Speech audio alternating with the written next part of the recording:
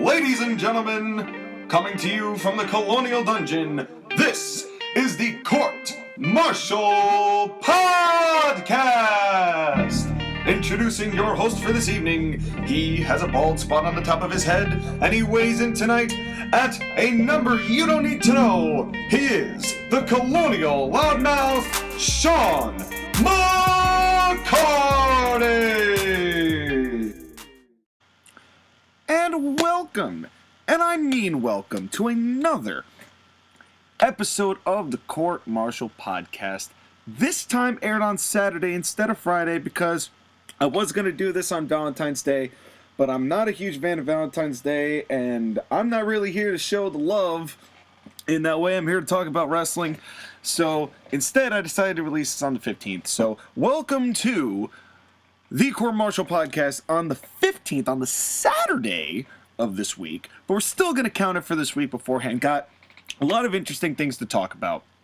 And the first is, if you want to participate somehow in this podcast, whether it is be a guest on the show, or pose a question that I could answer, or propose a match of the week, or a superstar to showcase in our Superstar Spotlight, all you have to do is tweet me at CM Podcast on Twitter. Or, actually that's it. Or you can leave it in the comments, obviously. And while we're doing the shameless self-promotion, don't forget to like, share, subscribe, hit the bell, hit a drop kick, elbow your partner next to your dog, and make sure the dog doesn't get hurt, but then powerbomb them through the dinner table. Anything you need to do in order to proponently show that you are a fan of the Court Martial Podcast. Now, whether I'm using the correct words in the correct context or not, let's talk about the Saudi Arabia show, which should have been today, wasn't it? Is it today or tomorrow? Super ShowDown, and we're going to do a little breakdown of the matches and what they're doing here. But let me see if I can find this out. Oh, no, this is February 27th. This is still a ways away. Which kind of tells me, are they doing... Elimination Chamber might be actually tomorrow, isn't it? Well, I wanted to talk about the Saudi shows primarily, and we will, maybe we will talk a little bit about what's going to go down with the Elimination Chamber, but I'm not as worried about that. I don't really care to do those middle pay-per-views for whatever reason. Like, really, I'm a stickler to watch the Big Four and Money in the Bank. Because Money in the Bank, they try to shoehorn in as a Big Five, but it really isn't. But, I mean, but still, I still like watching it anyway. So, the point is, we're going to talk about the Saudi shows. And the first thing I want to talk about, we're going to break down the card coming up for Super ShowDown and what they've announced. But until then, WWE has got themselves a very weird dynamic here with the Saudi shows. Because on one hand, obviously the quote-unquote blood money that people have associated Saudi Arabia with, especially after the killing of that American journalist by the royal family. And the way the WWE handled that, saying, well, that's no concern of ours, practically. We're still going to do what we need to do. And that was also a controversial one, because the first one was just the Saudi Arabia propaganda show. And then the second one kind of toned that attitude down a little bit. It didn't seem quite like the sniffing of jock that was happening in the very first... it wasn't the Super ShowDown. What was it called? It was Greatest Royal Rumble, where they had 50 members in a Royal Rumble that lasted way too long and got way too boring and had a very predictable winner with a belt that we never saw again. And you know, they've done a lot of gimmicky matches for this, but God, the pay must... They're making however many stupid $100 million from this deal over the course of 10 years to host, I think it's like 2 shows a year at least, out in Saudi Arabia. And what's wild is all of these pay-per-views are like, they're really just glorified house shows, but they have important things happen on them that makes them feel like they're canon, but then they don't want to talk about these shows. It happens all the time. Like, we'll do the Saudi show, and then they just, like, bloop, they just pop it right back out of the context. You know, they'll mention the Greatest Royal Rumble occasionally, and they'll mention some of the Saudi shows, but, like, by and large, they really want us to not focus on what happens there. They'd rather work on, like, the ramifications, but think about it. There have been some big moments that have happened at these Saudi shows that isn't just Hulk Hogan showing up to I'm a Real American and fight for the rights of every man, which is always like the most ironic thing. They have Hulk Hogan show up in Saudi Arabia, the people go wild, but the whole song is about like being this hyper patriotic American.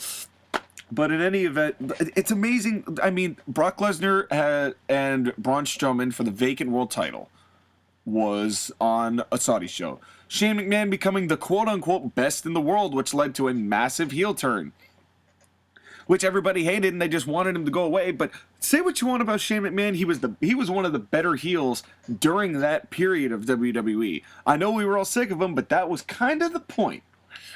Anyway, we had The Undertaker and Goldberg. We had Cena and Triple H. It's like they're booking. They had Shawn Michaels come out of retirement for one of these Saudi shows because they offered him something like $3 million.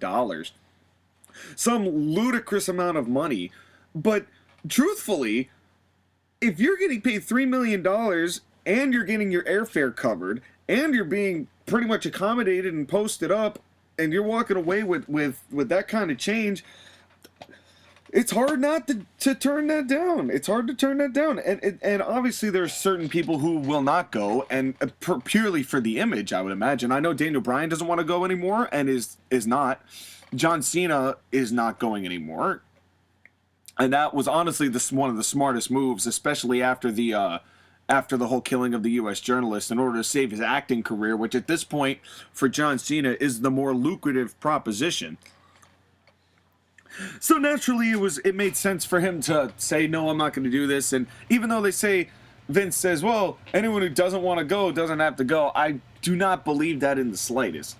But I think that there are certain people who can get away with doing that and certain people who can't. But it's also interesting because they don't let certain people into the country. Like, I think Sami Zayn has not been allowed into Saudi Arabia because of his heritage, it's like the weirdest thing. And there's and the whole women's match thing, like there was one women's match on the Super ShowDown, but now that's not happening, I don't think.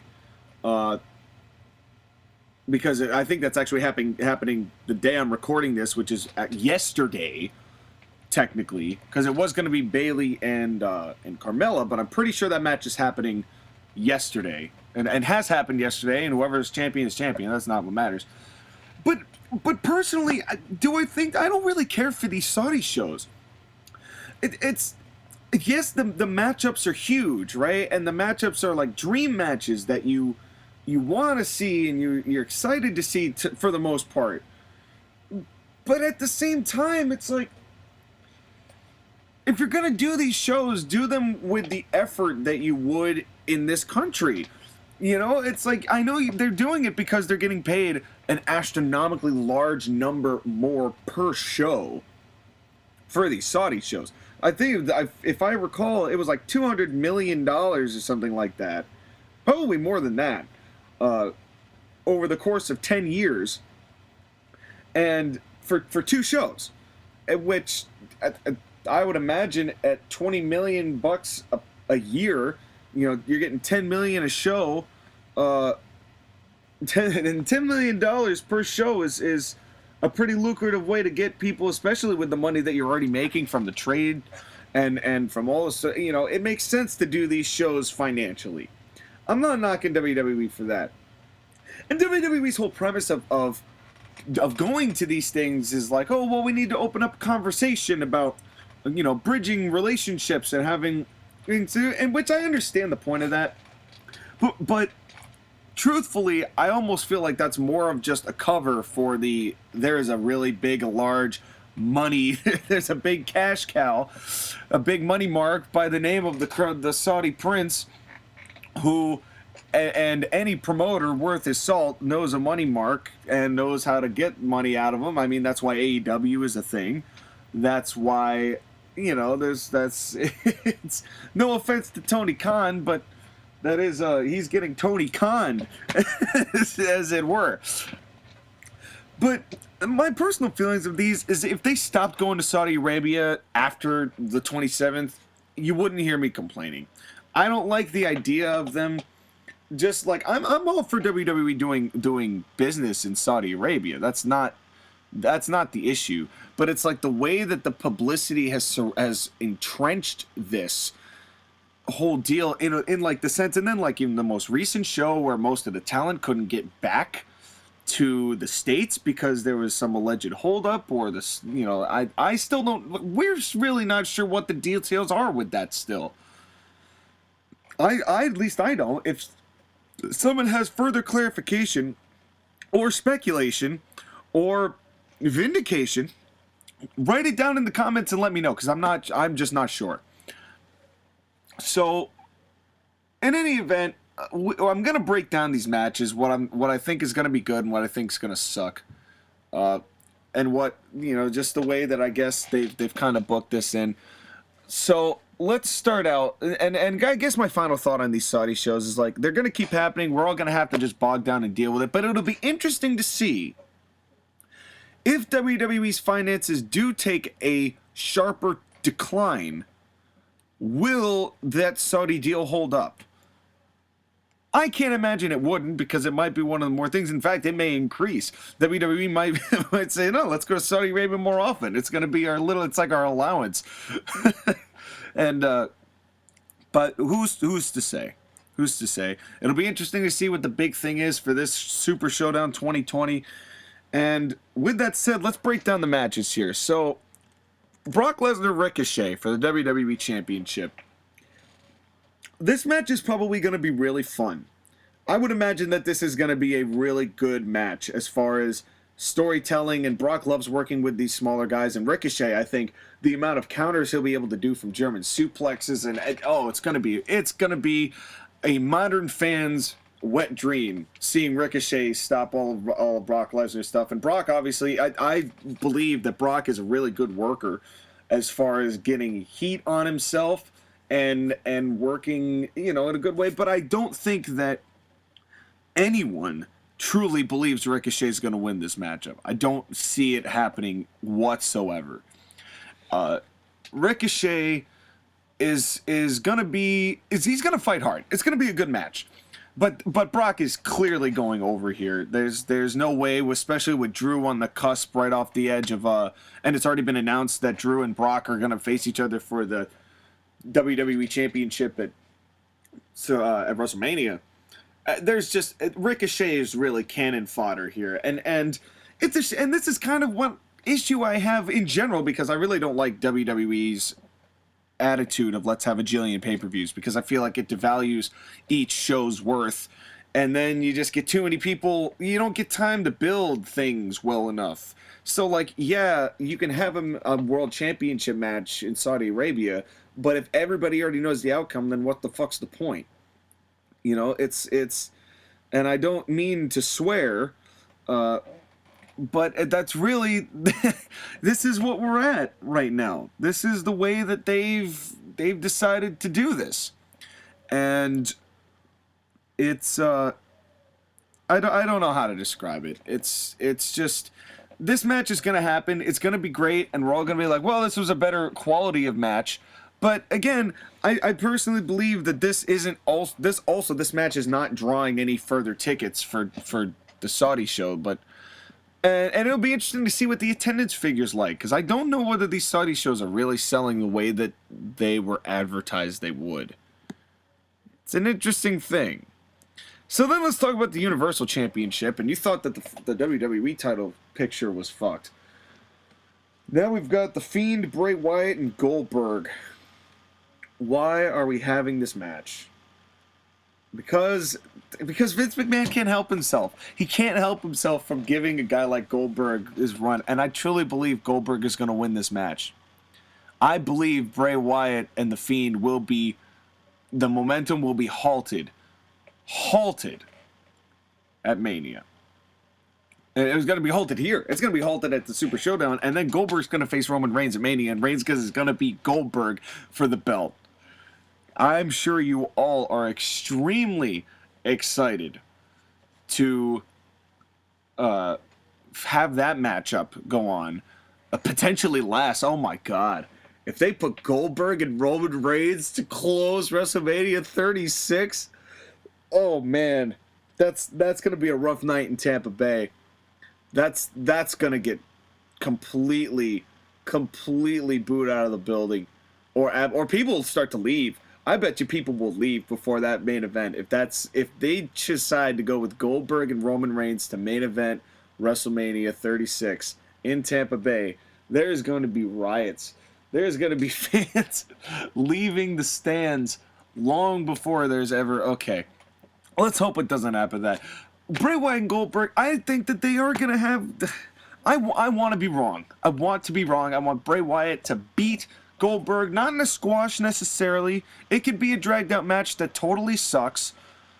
But so long as Wyatt wins, I'm just... I'm fine with it being Bray Wyatt. So long as Bray Wyatt wins, I don't care about the quality of this match. I just want this match. I want Bray Wyatt to end up unscathed, and that's all I'm asking. They've done so well with him so far right now with this repackage, with the Fiend deal. They have killed it, but I don't want them to kill it, which they always want to do, and I really hope that we don't get that outcome. So, fingers crossed. This is gonna be one of those make or break how WrestleMania is gonna go types of matches. That's gonna be the big moment of this Saudi show, I will bet you. Then we have the SmackDown Tag Titles as the New Day takes on J-Mo, John Morrison, and The Miz. It's nice to see John Morrison and The Miz back together again. I would have liked John Morrison to have been held in a little higher regard now, but I think that where he is and putting him back with The Miz is still a good move. Purely for the fact that it's familiarity with a lot of fans that knew him already, and it's reintroducing him and showing, oh look, this is what he did with this kind of group, you know. And we're going to talk about John Morrison a little bit later, actually, and his first run in the WWE. But this is going to be a fun match. I think it's going to be a tag match. I think these two teams definitely know how to conduct a standard tag team match, and if they keep this a traditional tag team match and give it 10 to 15 minutes, I truly believe that this is going to be one of those sleeper good matches of the night, potentially one of the best of the night, actually, as the New Day have proven time and again that they are great tag champs. They know how to work. Kofi's great, obviously. Big E's fantastic. Morrison I've always been a fan of, and The Miz, you know, he's may not be the best wrestler, and you know, he may not have the best look, but the dude, I like The Miz. You know, I like The Miz as a heel. The Miz as a babyface, he was good until he loses to Shane McMahon 4 times. But The Miz, he's good at what he does. He's a good WWE superstar. You know, he's not the best wrestler, but he is a good WWE superstar, and I got to give him full marks for that. Then comes Roman Reigns and Baron Corbin in a steel cage match. And we have one last match. This is going to basically be the deal where they've had teams interfere all the way up to now, and now they're going to settle this in a cage. But here's the question I have for this whole deal, right? And obviously there are going to be more matches that are going to be released on this as well. I don't know what they are yet. We may post a little bit of an update next week as more gets announced. But here's my confusion, right? See, the way that I picture steel cage matches, and the way I picture just my booking in my little brain, the only way that I would have a steel cage match happen wasn't because the heel wanted at the babyface all the time. It'd be because the babyface had to constantly fight against the heels guys, and then the babyface is like, I'm sick of of your friends helping, you can't beat me man to man in a steel cage, and then you take a match like this. It just feels weird that King Corbin, the heel, is asking Roman Reigns, the babyface, for a match because Roman Reigns' two cousins got involved. And I understand that Ziggler and Rude were there too, and that they got involved first. And like, I understand that they're still keeping somewhat continuity to it, but it just, when it comes to, I feel like with this whole feud, you kind of get that, at least I've gotten the feeling of like, I don't like this feud, but I don't know why I don't like this feud. And I think that this might be the reason, is that Corbin seems like he should be, like, he's complaining like he's got a gripe against Roman Reigns as a babyface. And I don't think he does. And it doesn't seem founded, because now Corbin is now begging Reigns for matches. And I don't think that should have been how they went about this feud. They should have had Corbin beating Reigns consistently, and then Reigns going, no, you cannot beat me one-on-one in a steel cage without your friends helping. Boom, blow-off match, Roman Reigns wins.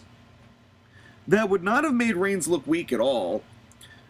It feels backwards, and it might just be me, and it might just be the smarkiness in me, because this show is made by a smark for smarks. But it just doesn't. I don't feel for this feud the way that I could have felt for this feud had they kind of flipped this narrative around a little bit. But in any event, I just hope this is the end of it, and then Corbin can move on to somebody else, and Roman Reigns can go on to obviously face, hopefully, Bray Wyatt, but potentially Goldberg. And then we have the last announced match so far, which is the Tuwaik, and I know I pronounced that incorrectly, Trophy Gauntlet match. It's a 6-man gauntlet match between Rusev versus R-Truth versus AJ Styles versus Andrade, formerly known as Andrade Cien Almas, versus Eric Rowan, the Cage Guy, versus Bobby Lashley. Why? I don't get it. I just don't get it, because it's like, they had the World Cup, or the Best in the World Cup, the tournament. Then they had the Greatest Royal Rumble. It's just like, it's just a gimmick. It's just, why do they need a gimmick match like this? They're not going to defend it ever. You're not going to see it again ever. So what? The price has no value. You want to think, like, I would rather it be like, you know what? The winner of this match gets 100,000 extra bucks. Boom. Here's the Saudis' money. This is the guy who's already to be here. He's paying for us to be here. Winner of this match gets an extra 250 grand from this guy. I'm going to up the stakes. This is WWE. 250 grand in this briefcase. Here's a gauntlet match. The winner of this gauntlet match gets this big old briefcase full of $250,000. Boom. That makes more sense than making a named trophy that you're going to show once and you're never going to see again. I don't understand why they have to do this. They didn't need to make the green belt. They didn't need to make the Best in the World trophy, because Shane McMahon carried it all of 0 after he won it. And I don't even know who could benefit from this. AJ, I suppose, if the rumors are true, and I don't know if I'm going to be breaking this this news, because, and I don't even want to call it news because it came from Uncle Dave, Mr. Meltzer, but it is thought to be that AJ Styles is going to face The Undertaker at Mania, which I'm totally about. I'm all for. So in that sense, I can only imagine that it's going to be AJ Styles, or if they're giving something for Bobby Lashley to do, because nothing came out of that Rusev and Bobby Lashley feud, and then that was it. You know, they just had some arguments on TV, and then this. You know, they won't give it to Rusev, because why? Because they're obviously not invested in putting Rusev anywhere and making him anything of value. That is very obvious from several years of watching what they've done with him. And I like Rusev, and I think he's a good worker. I think I don't get it. I don't get what the need of this is. Why does Eric Rowan have a cage, by the way? Can someone please explain this to me? What could possibly be in that cage that's going to be exciting? What why? Just why? Again, I don't understand. I don't understand. I don't understand. So, and then there's some speculation that, like, we might get a Braun Strowman Nakamura match, kind of just a, once we have the new champion with Braun, with the Intercontinental title. I don't know. This Saudi show, there's definitely going to be something big that happens on this show, but I would not be surprised if they try to sweep this whole deal under the rug once again. It's just kind of what WWE does. And we got, fasten your seatbelts, folks, we got like another 7 years of these Saudi shows, so get ready for Almost Canon, courtesy of your favorite wrestling juggernaut. And, so let's shift gears here, because I'm sick of talking into the sand, metaphorically that is. So we're going to move on to our match of the week. And our match of the week was suggested in by Joshua Campbell, also known as Josh-ageddon. If you have listened to any of my podcasts previously, you will have heard me promoting this guy. He's part of Totally Awesome Wrestling, TAW Gaming, and he is done several different YouTube ventures. He's a hell of an editor. He really knows how to edit his material. He's a good guy to boot. And so he sent me in this particular match to review. I'm gonna put the link to his channel in the description. He's worth the watch. He's got an eFed that I was on for some time. That's not why I'm promoting it, but if you do want to see me fight, I am on that show. But he also does a lot of different things. He plays a lot of different games, so it's not all just wrestling, but there is plenty of wrestling. Don't get me wrong, there's plenty of wrestling. And but definitely worth watching. So this match was sent in from Josh-ageddon. It is a SmackDown 2009 on July the 31st. That was a World Heavyweight Championship match between the new champion, Jeff Hardy, and John Morrison. And to my knowledge, John Morrison had only had maybe one world title match up to this point. Very few. This was probably one of John Morrison's biggest moments and biggest championship fights. Now, little context to this. This was, and I watched this match, purely this match, but I got the gist because I remembered it. Jeff Hardy had just beaten CM Punk for the world title the 5 days earlier. I believe it was Vengeance. It was still called in 2009. The July show. Maybe that's changed. Oh, I think it might have been the Bash. I don't remember. Somebody, please fill me in. I don't quite remember at this moment, but it doesn't matter. So Hardy had 5 days ago, and then in comes John Morrison, and it's interesting because it's JR and Todd Grisham on commentary, because I think Taz had left. So, and JR and Todd had some good moments, but this was not their night. All in all, they just were clunky. It's like, the problem is, JR is a play-by-play guy who's best at being the straight man. He's best at being the guy who's like the stand-up guy, who likes to do baby faces and doesn't like the tactics of the heels.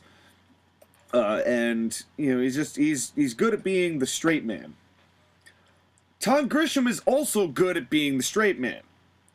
So when you got the straight man and another straight man, they're trying to do the same shtick.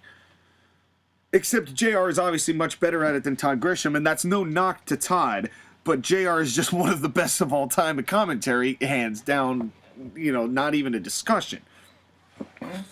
So, this match was a babyface match, Jeff Hardy and John Morrison. And it further reminded me how long they've been doing the in-ring intros for WWE and World Heavyweight title matches, and I hate them. I hate them with a passion, because I feel like in some instances, yes, it's fine to do that for the world title matches, but I also feel like taking that time it cools the crowd a bit, because you're getting a good initial pop from the entrance itself, and if you have the announcer giving the announcing him as he's coming in, he gets to come into the ring. You have a lot more options with that, because then you could start off hot. Let's say it was a heel champion, and the babyface comes in and rushes him out there, or the babyface is the one coming in as champion. He rushes in and he starts. It's like you could start hot, or you just have that moment where you've already gotten the pop, and every time that they do the pop, and they try to get a pop during these in-ring announcements, it just doesn't work. It's like everyone's like, "Woo!" instead of going nuts like they do for the entrances. Their instant reaction to that person has already come and gone. So they're trying to like rekindle a fire by throwing logs on it. But it's not. But the problem is, it's like every time you add a log, you still got to see all the sparks crackle, and then it kind of fizzles out a little bit, and that's kind of what happens. Is they throw the log on it, and then they're like, and then it takes a little while to get them rev them back in and get the audience back into the match.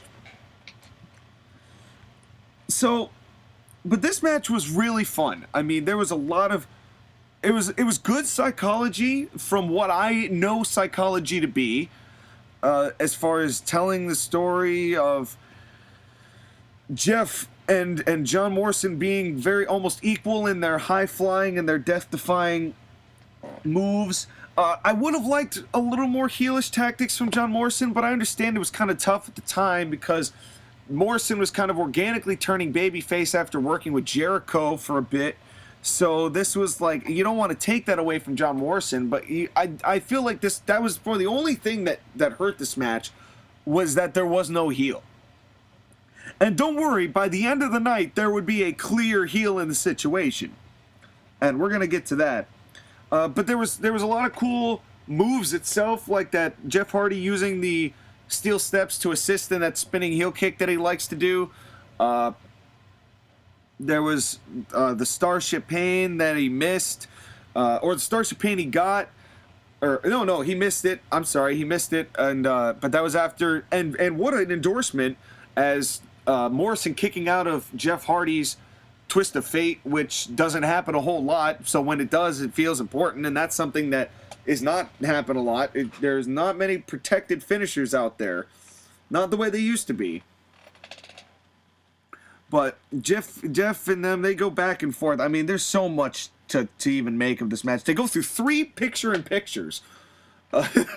This was like a 25-minute match, so they go to like 3 separate commercials, and that was really, it was cool because it was, you wanted to see, if I was watching it live, I'd be mad because I'd want to catch the rest of the match. Where they took the picture-in-picture was good stuff. It was, they timed that well, they made it. The anticipation was good as they started to go into the commercial and come back. I really don't have much else to say about this match. I mean, in a different way, what the finish of the match, Hardy hits a swanton, Morrison kicks out. Jeff Hardy goes to hit something, Morrison hits him with I think another running knee.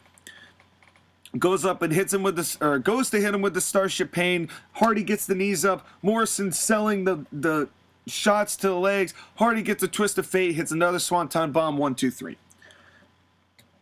And it was just a great match. It was a great match. It was babyface, which, if you're looking for a purely good athletic competition, this was a good one. This was a fun one. It definitely felt modern style while still maintaining some of that old school storytelling for his best, because Jeff obviously knows what he's doing, and so does Morrison. They both. This was a good match, and should not be overlooked as one of the better SmackDown matches that they gave away on live television. In that respect, of actual just athletic competition. If only JR and Grisham had a chemistry to talk through this match. And that would have made it so much better. And then it was, and then CM Punk comes along and starts cheering for Jeff. Gives him the clap. He's gonna kind of mess that around. And Punk takes the mic and says, he says maybe 5 words and then just hits him over the head with the microphone.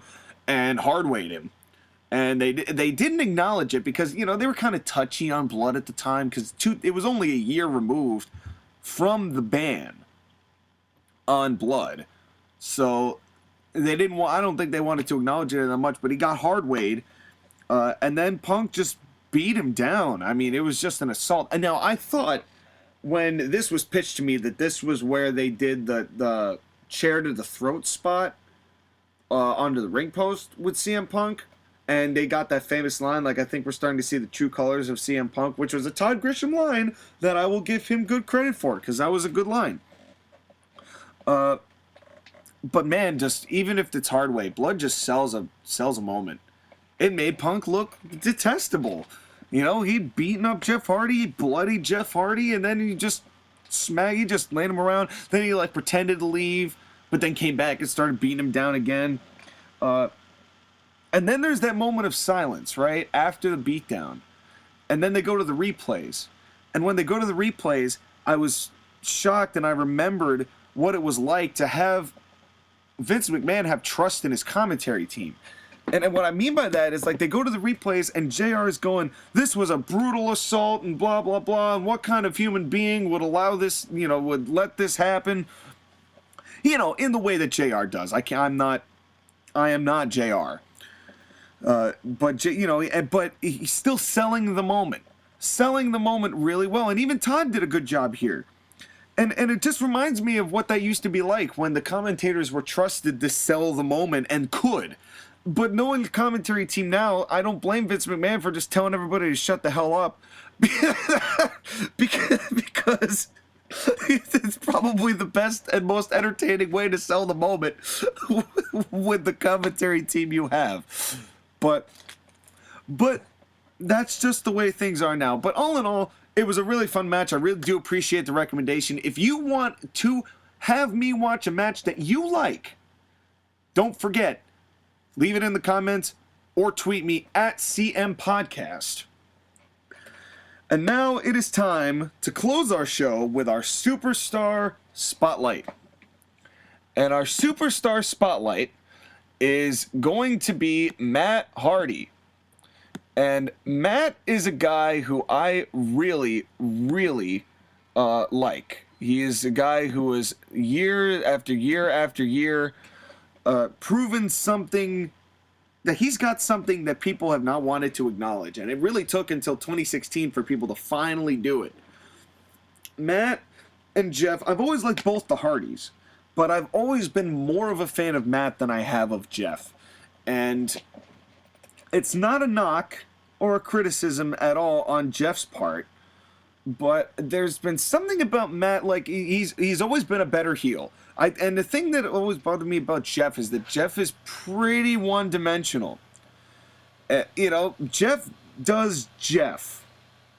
And he does the whisper in the wind, and he's pretty much just a babyface. He's done the heel thing, and it didn't work.